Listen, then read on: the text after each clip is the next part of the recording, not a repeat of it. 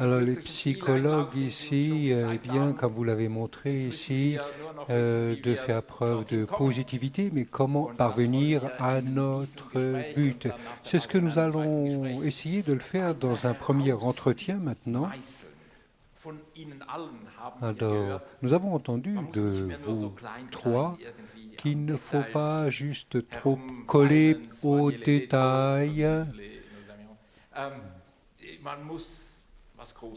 Il faut ici voir les choses dans l'ensemble.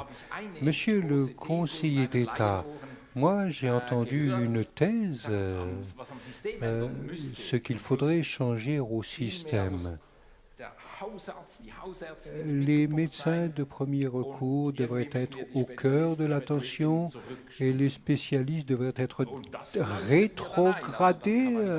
Alors je comprends, on canalise et puis on ne vérifie simplement que ce qui est indispensable et on confie cela aux spécialistes.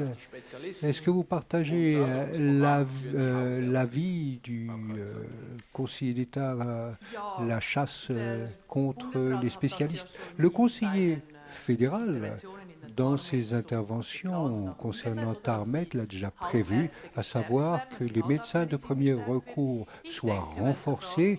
Et je pense ici que la question que nous devons nous poser ici, lorsque nous parlons des spécialistes, c'est le plan de soins pour spécialistes d'un canton doit pouvoir aller au-delà des frontières cantonales. Donc il faut renforcer les soins dispensés par les médecins de premier recours, mais de manière générale, nous devons penser à la fois aux médecins de famille et aux spécialistes et tout prévoir, planifier en commun.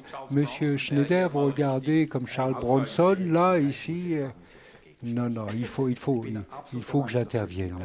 Je suis d'avis tout à fait qu'il faut renforcer les médecins de premier recours. Notre système ici sera détruit si tout le monde va aux urgences.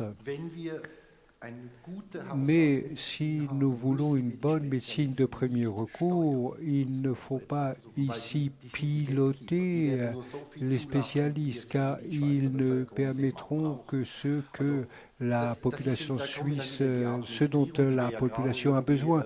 Là, nous en venons à l'administration que nous essayons ici, maintenant, ici, de limiter. Il faut arrêter avec cela.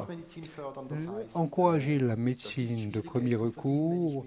Il est difficile de gagner de l'argent lorsque je dois discuter longtemps avec des personnes âgées, leur expliquer longtemps pour qu'elles comprennent leur traitement chronique.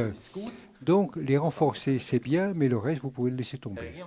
Monsieur le conseiller d'État, comment voulez-nous mettre les bons aiguillages pour que les médecins de premier recours fassent bien leur travail? Je suis convaincu que le médecin de premier recours doit de nouveau avoir sa place dans le système.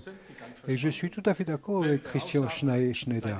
Si le médecin de premier recours a sa place, il ne faut pas de réglementation pour les spécialistes, car s'il a vraiment son rôle de coordinateur et qu'il peut vraiment décider, pas besoin de réglementer. Cette réglementation sur les installations ne nous apportera rien. À la fin, nous n'économiserons pas un centime, mais dans tous les cantons, eh bien, qui le permettent, nous aurons plus de monde dans l'administration pour alimenter le système. Alors, comment faire? Eh bien, tout d'abord, il faudrait former plus de médecins de famille. Dans le canton de Berne, nous avons plus de 100 postes additionnels pour les médecins de premier recours. Nous avons des places, des postes aussi, une loi qui vaut aussi pour les assistantes de cabinet. Et nous avons un modèle dans le Jura bernois, dans l'arc jurassien, avec le réseau de l'arc, et un nouveau modèle d'assurance qui fait que les prestataires ici ne seront plus indemnisés par cas, mais ils obtiendront un montant par personne et veilleront pour que les gens restent en bonne santé. et non pas que nous mettions l'accent seulement sur la maladie comme c'est le cas aujourd'hui. Et pour y parvenir, il faut plus de médecins de premier recours qui coordonnent, qui aiguillent et qui fassent un travail de prévention pour que les gens restent en bonne santé et que si ces personnes tombent malades, eh bien qu'elles bénéficient du bon traitement où il faut. Mais je suis confiant, je pense qu'avec ce changement de paradigme, eh bien, nous allons ici apporter une pierre à l'édifice. Mais ça semble très plausible à mes oreilles de néophyte, mais est-ce que la population est prête? Lorsque j'animais Zen for Zen, il y avait encore le managed care et ça allait dans ce sens aussi, si je m'en souviens bien, qu'on allait d'abord voir un médecin de premier recours et peut-être vous autres, élites de la santé, avez-vous ici, avez-vous besoin d'un autre peuple, d'une autre population? Il ne faut pas se concentrer ici sur un groupe. Il faut voir où sont les points forts. Si je vois ça dans l'optique de l'hôpital, il faut de nouveaux modèles de soins développés par l'hôpital et les soutenir. À Bienne, nous avons aussi beaucoup de formations avec les médecins du CELAD pour que le métier soit un peu plus intéressant. Et ils peuvent de la sorte développer des modèles de carrière régionale et au-dessus de, avec les 15 000 francs ici, comme dans le canton de Berne, ici, pour que les postes de formation puissent être financés. Et nous ne le faisons pas simplement pour les médecins de premier recours, ça ne suffira pas. Il faut que tout le monde ici soit logé à la même enseigne. Les cantons, les lieux de formation, et puis avec les médecins ici qui ont leur cabinet et les médecins, il faut abandonner un peu ce modèle de cabinet individuel, il faut des cabinets collectifs. Donc il faut avoir des idées d'encouragement et de promotion. Oui, avec des choses qui soient tangibles, vraiment, de l'innovation. Alors, je pense que nous devons parvenir à faire en sorte que l'on explique aux patients et aux assureurs les avantages de ce système et que l'on n'ait pas simplement un modèle d'économie de prime par le modèle de managed care. Les patients concluent ce genre de contrat pour payer moins de primes, mais il faut qu'ils comprennent qu'avec ce système de portail, d'aiguillage, eh bien, nous avons trouvé la bonne solution. Vous toutes et tous avez d'une seule voix, en harmonie, dit moins de bureaucratie. C'est ce monstre bureaucratique qui fait trop d'ombre.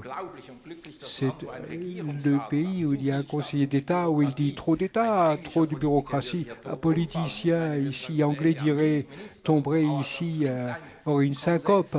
Donc il semble qu'il y a un consensus, si même un ministre le dit. Mais si nous nous rapprochons un peu, focalisons, qui doit faire le premier pas? Alors, ceux qui ont ces casquettes changeantes dont on parlait tout à l'heure, qui doit changer quoi? Est-ce que le canton doit dire je renonce à ceci ou à cela? Comment ici arrêter de jongler avec les casquettes? Je crois que ici, cet esprit cantonal, ce fédéralisme, fait que le canton ait différentes missions. La loi le prévoit, mais nous laissons cela ici souvent le régulateur décider parce que nous ne nous mettons pas d'accord autour d'une table. Donc, et je ne peux pas changer ici le fait qu'un canton ait plusieurs casquettes. Le système est fait ainsi. Mais si nous pouvions nous mettre d'accord, eh bien ici, maintenant, ici, la pression ne serait plus aussi grande. Est-ce que vous pourriez ici enlever des compétences du canton? Bon, c'est le chef de répondre à cette question. Est-ce que vous pouvez sortir? Non, non, blague à part. Non, non, nous nous connaissons suffisamment. Nous étions même concurrents lorsqu'il était Et le canton de Berne, eh bien ici, il fait bien les choses. Il y avait déjà aussi des sociétés anonymes, etc., d'instituts privés, etc. Mais lorsque nous parlons de bureaucratie, alors peu importe la bureaucratie, ça m'est égal, mais il faut que ce soit payé. Et je suis d'avis qu'il faut parler au financement d'objets. La Confédération ne veut pas dire il faut encore ceci et mesurer encore cela, et puis après le canton dit dire qu'il aimerait avoir ceci et cela, et à partir de maintenant, je dirais pas de problème. Mais celui qui ordonne, paye. Voilà. Il faudrait que nous puissions dire, ce n'est pas le problème, la bureaucratie. Le problème, c'est les coûts que cela entraîne. Mais en tant que directeur d'hôpital, vous direz qu'une grande partie de la bureaucratie pourrait être laissée de côté. Mais oui, on pourrait laisser tomber. Mais la discussion est sempiternelle, pragmatiquement ici. Alors ici, maintenant, ici... non, vous pouvez dire maintenant ce que vous financez, mais maintenant ici, la Confédération a dit il nous faut le dossier électronique du patient. Depuis 3 ans, je paye plus de 80 000 francs pour quelque chose qui n'est pas productif. Si la Confédération veut le dossier électronique, il faut le payer. Et là, je m'adresse aux assureurs. Et après, je vais à la table de négociation et les assurances disent c'est déjà intégré dans les DRG. Non, ça ne marche pas. C'est venu beaucoup plus tard. Et dans les DRG, on avait dit qu'on ne discuterait pas du renchérissement, mais que ça serait toujours automatique. Et puis après, on a oublié de le faire quelques années. Soit dit en passant, et nous tournons en rond. Et la seule chose que comprend le Suisse, c'est quand c'est trop cher. Eh bien, attendons que ce soit plus cher pour que les choses bougent, voilà, pour que les choses avancent, voilà, pour parler de la bureaucratie. Allez-y, pas de problème, mais quelqu'un doit le payer en fin de compte. Voilà, c'est tout, voilà, c'est ça. Voilà. Je peux rien.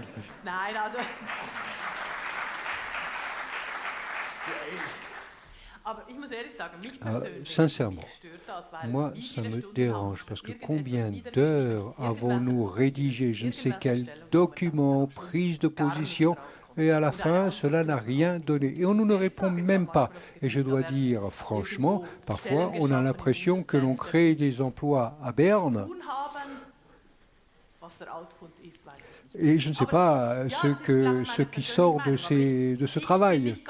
Alors ici, je ne suis pas tout à fait d'accord. Alors d'un côté, il faut payer, quelqu'un doit payer, mais il faut vraiment en discuter et dire que ça n'apporte rien. C'est toujours un petit pansement par-ci, par-là, mais à la fin, personne ne sait exactement ici quel est l'output de tout cela. Monsieur Schneider, ici, pour résumer, je dirais... La qualité doit, eh bien, ici, rapporter. En fin de compte, je simplifie. La qualité doit rapporter. Ce n'est pas le cas. Est-ce que cela ici, est-ce que vous pourriez ici, par dire la qualité doit valoir la peine, est-ce que vous pouvez, partant de là, inventer un modèle qui nous fasse avancer? L'OFSP l'a dit clairement. Il dit que la qualité doit être motivée intrinsèquement chez le prestataire, pour simplifier un peu. Mais ici, ce système de bonus-malus dont on a parlé, non, pas malus seulement, non. Donc, ici, soyons francs, on parle de bonus lorsqu'on offre une meilleure qualité, mais nous avons ici les associations, les organisations ont ce mandat. Et la seule ici convention signée avec H+, n'était pas acceptable. Je parle de intrinsèquement et ici cite Monsieur le Conseiller d'État qui disait nous avons un des meilleurs systèmes de santé. Que mesurons-nous? La surqualité? Alors je pose une question simplement. Mais j'ai pu animer une conférence sur la santé. Il y avait un expert du Danemark et j'ai pensé que nous étions les meilleurs en Suisse ici. Voilà. Et il a montré des études sur la qualité qui a montré que les Danois, eh bien ici ici contrôle plus encore la qualité des hôpitaux. C'était il y a 5 ans. Et j'ai été choqué parce que nous avons ici, que nous pensions que tous les hôpitaux suisses étaient les meilleurs au monde. Et nous ne savons même pas parce que c'est différent d'un canton à l'autre. Alors, je suis heureux de l'entendre, mais est-ce que nous sommes bien sûrs d'être les meilleurs, super bons, hein? Il y a un certain nombre d'attributs, je crois, qui sont importants. Et l'un des plus importants, c'est l'accès à la santé, aux soins. Et je crois que j'espère que nous serons d'accord ici que pour ne pas ici abandonner le principe de la solidarité. Donc le souverain le voulait, et puis c'est dans la législation maintenant, et il faut continuer. Et il faut mesurer la qualité. Mais déjà, nous discutons depuis 3 ans déjà sur la qualité, les contrats ici à l'OFSP, et puis nous ne savons pas tout ce qui nous attend encore. Alors faisons-le de manière pragmatique. Il n'y a pas besoin de conventions monumentales. Intrinsèquement, il faudrait pouvoir dire je veux fournir de bonnes prestations. Et vous autres, communautés d'achat, vous n'allez pas ici à la Migros et vous achetez des mauvais yaourts. Donc dans la discussion, vous devrez pouvoir dire je paye ça pour une bonne prestation. Est-ce que tu peux me prouver que c'est une bonne prestation? Moi, une communauté d'achat. Oui, bien sûr, c'est sur la table. Je ne sais plus quelle année nous étions encore dans la vieille ville, dans la Cornhouse, lorsque l'on parlait de qualité, de mesure de la qualité, que nous venons les intégrer dans le tarif. 2 mois après, il y a eu cet arrêt du tribunal administratif fédéral disant, je résume, que si un canton donne un mandat de prestation à l'hôpital, eh bien l'hôpital fournit une bonne qualité en soi et elle ne peut plus être tarifée différemment. Si je vais à la Migros, je pars du principe que le yaourt n'est pas moisi. Donc, et vous voulez, donc là vous dites que vous devez ici à la CDS discuter avec d'autres directeurs de la santé. Est-ce que nous avons des différences de qualité en Suisse? Alors, on ne peut pas dire vraiment que la qualité soit exactement la même d'un prestataire à l'autre. Certains prestataires, selon la situation, selon le type de prestation, sont un peu meilleurs, un peu moins bons. Là, je peux l'imaginer, mais en principe, je dirais, la base est correcte. La qualité de nos prestataires de soins est au rendez-vous. Je ne dis pas que nous ne puissions pas l'améliorer, c'est certainement possible. Ce qui m'inquiète un peu plus, et que j'ai dit tout à l'heure, c'est l'élargissement des volumes que l'on sent.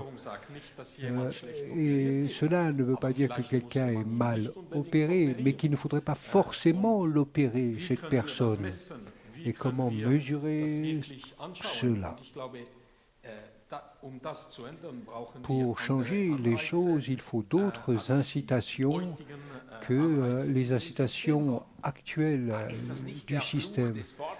Est-ce que ce n'est pas la malédiction du progrès que lorsqu'il y a de nouvelles possibilités de guérir, eh bien je veux en profiter? Ce n'est pas de cela que je parle. Il est clair que de nouvelles options thérapeutiques viendront. Et il est normal que la population souhaite avoir accès aux meilleures possibilités. Si nous voulons sauver les vies, si nous voulons faciliter, simplifier la vie de personnes qui ont des problèmes de santé, c'est tout à fait normal que nous le souhaitions. Mais nous remarquons qu'il y a des élargissements de volume qui n'ont rien à voir avec de nouvelles possibilités de traitement. Alors actuellement, nous avons beaucoup d'interventions stationnaire et non pas ambulatoire. Et je comprends les prestataires parce que les tarifs actuels ne sont pas corrects pour le faire de manière ambulatoire.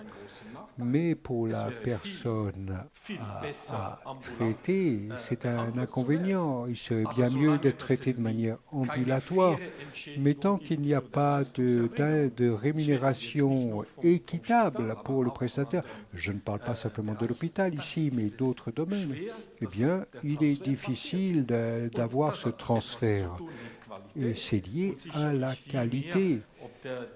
Et pas plus si la chambre d'hôpital fait 20 mètres carrés ou 25 mètres carrés. Et en Suisse, nous nous fixons beaucoup plus sur la qualité de la structure. Partagez-vous cet appel, comme c'était le cas ici, de transférer le stationnaire vers l'ambulatoire. Ambulatoire avant l'hospitalisation, c'est vraiment ici un appel général qui a été lancé au niveau fédéral. Et puis il y a des mauvaises incitations, les assurés privés qui sont facturés en stationnaire. Oui, la Suisse traîne un peu les pieds, elle est à la traîne pour ce qui concerne l'ambulatoire. Les tarifs sont restés constants ces dernières années et on l'entend dire tous les jours. Et les tarifs ambulatoires ne permettent pas de couvrir les coûts. Et nous espérons qu'avec la nouvelle structure tarifaire dans le setting ambulatoire, eh bien, que nous pourrons trouver des solutions lors des discussions. Vous avez dit de manière un peu suffisante que chacun, il se tourne vers l'étranger, fait comprendre qu'il ne faut pas une caisse unique. Est-ce que vous pensez à la NHS, à Boris Johnson? Nous avons suffisamment de voisins, ou presque voisins, qui ont montré ce que nous amènerait à une étatisation de la médecine. Et en Suisse, nous avons un très bon système. Si nous ne sommes pas contents de nos hôpitaux, nous pouvons changer d'hôpital. Si nous ne voulons pas ici contents de notre médecin de premier recours, nous pouvons en changer. Si nous n'aimons pas notre caisse maladie, je peux changer chaque automne et même changer de modèle. HMO, et si vous n'avez pas les prestations attendues, au mois d'octobre suivant, on peut changer de modèle de caisse maladie. Donc, ce sont ici de grands avantages de notre système de santé. Et cela oblige tous les acteurs à faire du bon travail. Parce que si une caisse maladie ne fait pas du bon travail, eh bien, à un moment ou à un autre, chacun le sait. Et les assurés vont voir ailleurs. Si un EMS n'est pas bien géré, eh bien, il n'aura plus 90% de taux d'occupation. Et une EMS qui est bien gérée et qui offre les bonnes prestations, eh bien, sera à plus de 100%. Je ne sais pas comment ils font, s'ils ont 2 personnes dans le même lit, mais enfin, c'est le cas. Mais en fait, je sais comment on peut le faire. Mais il n'y a pas ici beaucoup de concurrence parce que trop est réglementé. Mais quoi qu'il en soit, avec le peu de concurrence qu'il reste, nous avons un bon système de santé. Et si l'État prenait tout en main, comme d'autres l'ont fait, nous aurions une détérioration du système de la santé. Un système qui nous coûterait beaucoup plus. Voilà, nous ne voulons pas tirer les leçons de l'Angleterre, mais pour la dernière question, j'ai appris que the proof of the pudding is in the eating, comme vous le dites, et vous opteriez pour de nouveaux modèles et la population aurait envie de tester la nouveauté. Nous avons le système de mesure, mais on ne peut plus le payer. Donc, alors je vais juste essayer brièvement une idée. Que pourriez-vous et dans quelle direction ici soumettre, proposer comme modèle qui trouverait l'assentiment de la population? Alors, nous ne voulons pas faire plaisir simplement, mais bon, un bon modèle, je l'ai esquissé tout à l'heure, mais parlons pas de Viagra spécialement, de tout ici. Oui, ça serait pas mal, mais disons que pour les forfaits, peut-être j'aimerais construire bientôt un nouvel hôpital. Je n'aimerais pas qu'il soit aussi grand car nous voulons investir le plus possible beaucoup dans l'ambulatoire et j'aimerais un modèle de soins avec des assurances qui permettent vraiment faire ici quelque chose pour que nous puissions offrir une bonne médecine aux patients, une bonne médecine ambulatoire. Et je pense que c'est la meilleure médecine. Rester dans un lit, tous les problèmes nosocomiaux ici, perte de masse musculaire, c'est pas une bonne médecine. Moi, j'accepterais ici ces paiements bundle payment, oui. Je le ferai, nous pourrons en discuter ici. Il faudrait des solutions ici qui nous permettent une bonne tarification, car si nous continuons comme maintenant ici, eh bien, c'est bientôt -5 ici. Il faut le dire ici. Alors ici, on discute d'idées, mais simplement la disposition, le fait que nous essayons de trouver des bonnes solutions, comme les forfaits par épisode, eh bien, c'est une bonne chose. J'étais ici invité dans le Jura bernois par la Chambre de commerce. Il y avait des chefs d'entreprise, des propriétaires d'entreprises. Le secteur privé était présent pour la présentation du nouveau modèle que nous avons développé pour le réseau de l'Arc. Et le fait qu'autant de personnes du secteur privé soient venues pour écouter l'exposé montre que l'intérêt est vivant. Et la discussion était très animée, de nombreuses questions ont été posées, beaucoup voulaient en savoir plus, et les gens étaient enthousiasmés que les choses avancent. Est-ce que le modèle ici soit la réponse? C'est une partie de la réponse au moins. Mais cela m'a fortement impressionné. L'intérêt des personnes qui sont au front et qui luttent pour survivre. Et nous n'étions pas là avec des professionnels de la santé, avec des décolleteurs, avec des horlogers. Et s'il y a de nouveaux modèles, l'intérêt est vivant et toute la population s'y intéressera. Eh bien voilà, c'est le bilan intermédiaire jusqu'à présent. Sous la pression d'écho, ce cauchemar fait avancer les choses, comme disait Franklin Roosevelt. Eh bien ici, c'est la pression qui fait l'argent peut faire bouger les choses. Nous avons prévu une pause jusqu'à 11h30. Ici, de réseautage et un grand merci au conseiller d'État Pierre Laschneck, à Christian Schneider et à Jan Kreutzer. Mesdames et messieurs, merci. Pause.